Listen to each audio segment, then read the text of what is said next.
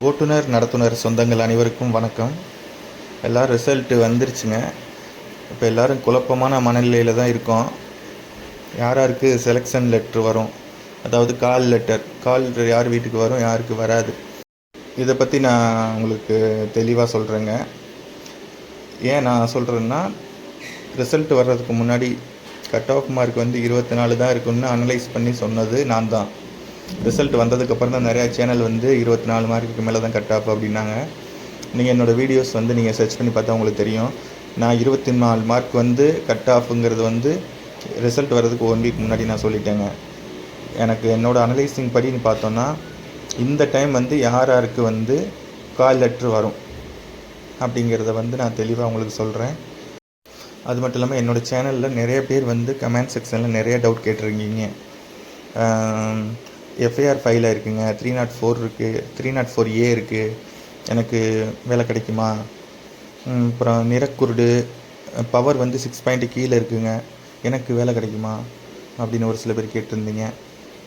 ஒரு சில பேர் நான் 22 மார்க் தான் எடுத்திருக்கேன், எஸ்சி கோட்டாவில் இருக்கேன், எனக்கு வேலை கிடைக்குமா, நான் 27 பிசியில் இருக்கேன், எனக்கு வேலை கிடைக்குமா, அந்த மாதிரி நிறைய பேர் கொஸ்டின் கேட்டிருந்தீங்க. உங்கள் எல்லாரோட கொஸ்டினுக்கு நான் இதில் வந்து ஆன்சர் பண்ணுறேங்க. அது மட்டும் இல்லாமல் மேக்ஸிமம் நிறைய பேருக்கு உள்ள டவுட் வந்து 7 லட்சம் 8 லட்சம் பணம் கொடுத்து தான் வேலை வாங்குகிறாங்களா, இல்லை வந்து மெரிட்டில் வேலை கொடுக்குறாங்களா, இப்படிங்கிற கொஸ்டின் நிறைய பேருக்கு இருக்குங்க. அந்த கொஸ்டினுக்கு நம்ம இன்றைக்கி பதில் தெரிஞ்சுக்கலாம். இப்போ வந்துங்க, ஓவரால் தமிழ்நாடு வந்து 1:3 அடிப்பில் எடுத்தாங்கன்னு வச்சுக்கோங்களேன். 9822 பேர் வந்து இன்டர்வியூக்கு வர சொல்லி ஆகணும். அப்படி வர சொன்னாலுமே அதில் ஃபில்ட்ரு பண்ணி ஆள் தேர்வு செய்கிறது வந்து ரொம்ப கடினங்க. ஏன்னா நிறைய பேர் வந்து அப்ளிகேஷனில் வந்து நிறைய பேர் வந்து நிறைய தவறு பண்ணியிருக்காங்க. அதிலிருந்து கழிக்கும்போது உங்களுக்கு கரெக்டான ஆட்கள் வந்து தேர்வு செய்கிறது வந்து ரொம்ப கடினம். அதனால் வந்து என்ன பண்ணுவாங்கன்னா, 20க்கு மேலே ஓவரால் கட் ஆஃப் வந்துச்சுன்னா 20க்கு மேலே உள்ளவங்களை ஃபுல்லாக வந்து இன்டர்வியூ வர சொல்லுவாங்க. அப்போ 20 மார்க்குக்கு மேலே உள்ளவங்க ஃபுல்லாக கால் லெட்ரு வருங்க.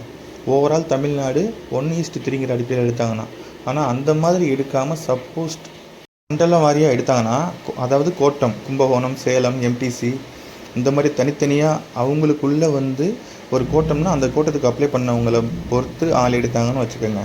1:3 அடிப்படையில் இப்போ கும்பகோணம் கோட்டைன்னு வச்சுக்கோங்க, 2268 பேர் வரைக்கும் வந்து இன்டர்வியூக்கு வந்து வர சொல்லுவாங்க. அதில் வந்து ஃபில்ட்ரு பண்ணி 756 பேர் வந்து செலக்ட் பண்ணுவாங்க. இப்போ சேலம்னு எடுத்துக்கையில் 382 சேலத்துக்கு கேட்டிருக்காங்க, தருமபுரி வந்து 104, ஓவரால் வந்து 486.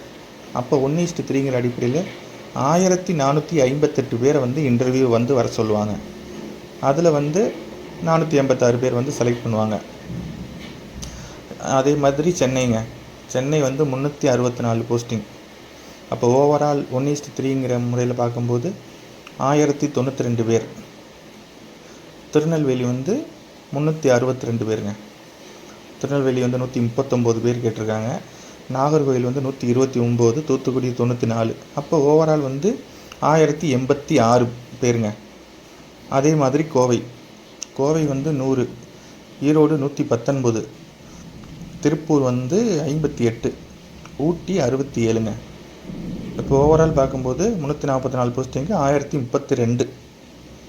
விழுப்புரம் 88, வேலூர் வந்து 50, காஞ்சிபுரம் 106, கடலூர் வந்து 41, திருவண்ணாமலை 37.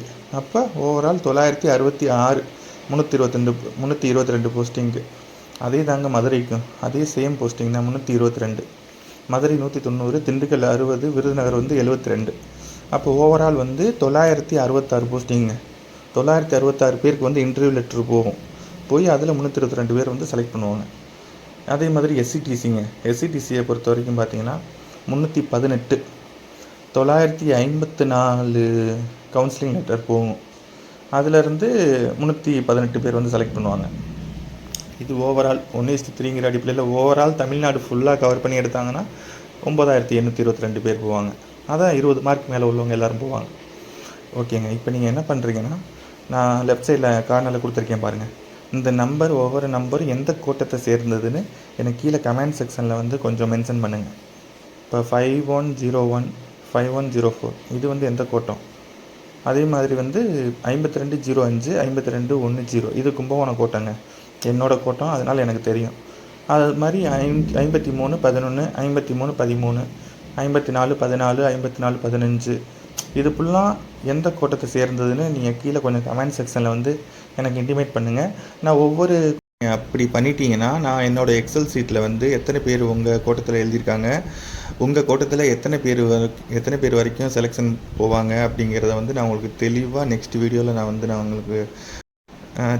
உங்களுக்கு சொல்கிறேங்க.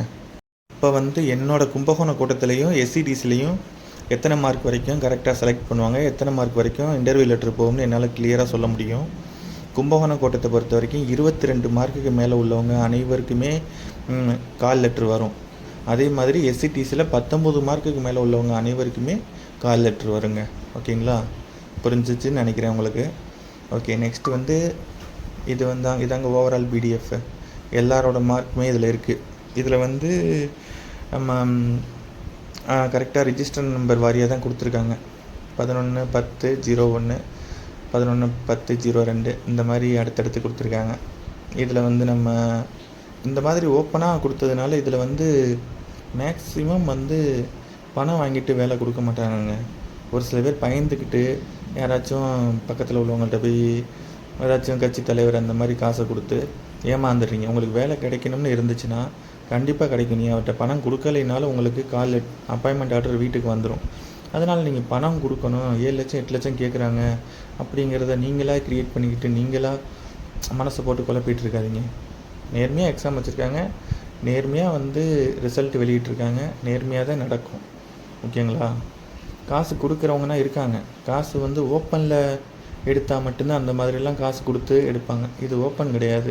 எக்ஸாம் வச்சு ப்ராப்பராக டிஎன்பிசி மாதிரியே வச்சு டிஎன்பிசியில் கூட இந்தளவுக்கு அக்யூரேட்டாக ரிசல்ட் ஓஎம்ஆர் சீட்டோடனா உங்களுக்கு வந்து ரிசல்ட் வந்து அறிவிக்கவே மாட்டாங்க.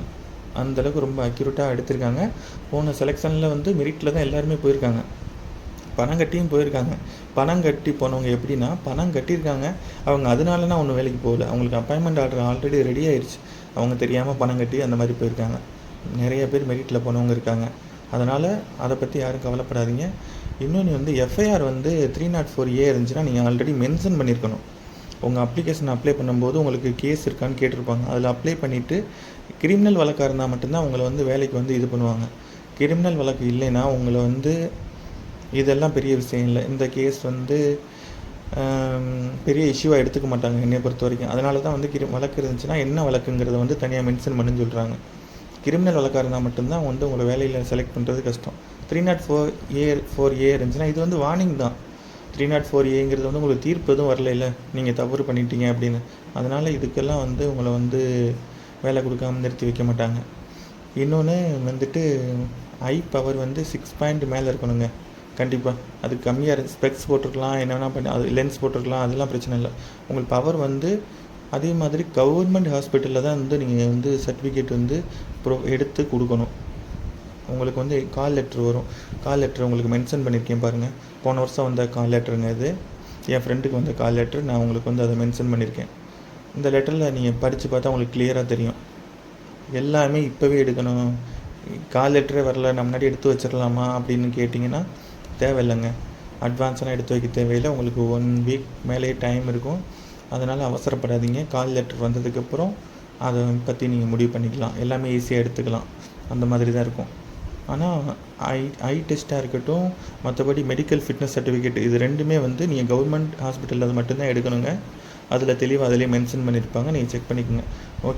ஓகே, இப்போ வந்து உங்கள் மண்டலத்துக்குரிய அப்ளிகேஷன் நம்பர், அந்த ஒரு 4 நம்பர் லெஃப்ட் கார்னரில் கொடுத்துருந்தேன் பார்த்தீங்களா, அந்த நம்பரை மென்ஷன் பண்ணி இது எந்த மண்டலம் அப்படிங்கிறத வந்து எனக்கு கமெண்ட் செக்ஷனில் தெரிவிங்க. நான் உங்களுக்கு வந்து கிளாரிட்டியாக எந்த மண்டலத்துக்கு எத்தனை பேருங்கிறத நான் உங்களுக்கு தெளிவாக சொல்கிறேங்க. ஓகே, நீங்கள் எந்த மண்டலம்ங்கிறத சொல்லிட்டீங்கன்னா அந்த மண்டலத்துக்கு எத்தனை மார்க் வரைக்கும் கால் லெட்ரு வரும் அப்படிங்கிறத நான் உங்களுக்கு நெக்ஸ்ட் வீடியோவில் நான் உங்களுக்கு தெளிவாக சொல்கிறேங்க. ஓகே, அனைவரும் வெற்றி பெற வாழ்த்துக்கள். ஒன்றே ஒன்று சொல்ல மறந்துட்டுங்க, யாரும் கம்மியான மார்க் எடுத்துட்டோம் அப்படின்னு யாரும் வருத்தப்படாதீங்க. இன்டர்வியூ லெட்ரு வரல, கால் லெட்ரு வரலைன்னு சொல்லிட்டு யாரும் ரொம்ப மனசு போட்டு ரொம்ப குழப்ப வேணாம். ஃப்ரீயாக விடுங்க. எக்ஸாமில் ஏதாச்சும் ரிசல்ட் வந்துருச்சு, இந்த டைம் நிறையா வேக்கன் கேட்டிருக்காங்க, எல்லாருக்குமே கால் லெட்ரு வரும். ஓகேவா? எனக்கு கூட நான் 2 மார்க்கு வேஸ்ட்டாக போயிடுச்சுங்க. நான் 33 மார்க் கட் ஆஃப் எடுத்திருக்கேன். இன்னும் 2 மார்க் எக்ஸ்ட்ரா வந்திருக்க வேண்டியது நான் குறிக்கவே இல்லைங்க. அதை கூட நான் மேலே மென்ஷன் பண்ணுறேன் பாருங்கள். அதெல்லாம் நினச்சா கொஞ்சம் ஃபீலிங்காக தான் இருந்துச்சு. நம்ம தான் நம்ம மனசை தேற்றிக்கணும், ஓகேங்களா? அதனால் ஃப்ரீயாக விடுங்க. நிறைய பேர் வந்துட்டு இது லைஃபோட கடைசி கட்டமாவோட கடைசி ஒரு சான்ஸ் மாதிரி தான் இந்த ஜாப். அப்படி உள்ளவங்களுக்குனா கண்டிப்பாக கிடைக்கிறதுக்கு நான் உண்மையாகவே கடவுளை வேண்டிக்கிறேங்க. எல்லாருக்குமே வேலை கிடைக்கும். தமிழில் வந்து நாட் எலிஜிபிள் இல்லாமல் நாட் எவாலுஷன் அப்படின்னு போட்டிருப்பாங்க. எண்ணின்னு போட்டு தமிழ்லேயே ஃபெயிலாக இருந்தால் அவங்களே ரிஜெக்ட் பண்ணிடுவாங்க. நெக்ஸ்ட் பேப்பர் வந்து வேல்யூஷனுக்கு எடுத்துக்கவே மாட்டாங்க. அவங்க மட்டும்தாங்க ஃபீல் பண்ணணும். மற்றபடி தமிழில் பாஸ் பண்ணிவிட்டு 15 மார்க் இருந்தால் கூட சர்டிஃபிகேட் எல்லாம் கரெக்டாக வச்சுருந்தீங்கன்னா பொறுமையாக வெயிட் பண்ணுங்கள், கண்டிப்பாக வேலை கிடைக்கும். ஓகேங்க, மறந்துடாமல் அந்த மண்டலத்துக்குரிய அப்ளிகேஷன் நம்பர் என்னன்னு எனக்கு கரெக்டாக மட்டும் மென்ஷன் பண்ணுங்கள். அப்போ தான் நான் உங்களுக்கு அக்யூரேட்டாக நான் எந்த மண்டலத்துக்கு எத்தனை பேருக்கு வந்து கால் லெட்ரு வருங்கிறத வந்து என்னால் சொல்ல முடியும். ஓகேங்களா? ஓகேங்க, அனைத்து ஓட்டுநர் நடத்துனர் சொந்தங்கள் அனைவருக்கும் நன்றிங்க. ஓகே, பாய். சப்ஸ்கிரைப் பண்ணிடுங்க சேனலை.